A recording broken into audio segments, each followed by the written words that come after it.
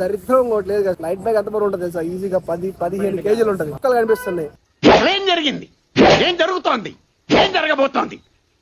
నాకిప్పుడే తెలియాలి. ఇప్పుడు పెద్ద స్టంట్ అయింది, రికార్డ్ చేయలేదు కానీ పేపర్ చూడండి. అసలు ఏం జరిగిందంటే మా బస్ అయితే 8:30కే, కానీ మేము ఆఫీస్ నుంచి వచ్చిందే 7:30 బయలుదేరాము. మళ్ళీ జూబ్లీస్ నుంచి కుకటపల్లి వచ్చే వారికి ఒక 40 minutes అయిపోయింది ట్రాఫిక్ లో.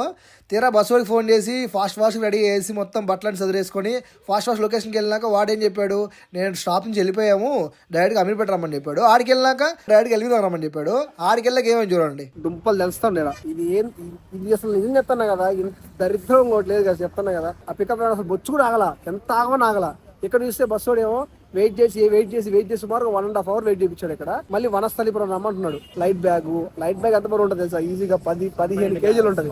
చుక్కలు కనిపిస్తున్నాయి. ఇక్కడ లేట్ చేసేది, అక్కడేమో ఫాస్ట్ కొట్టేది, ఏదైనా గుద్దిపారు చేసేది.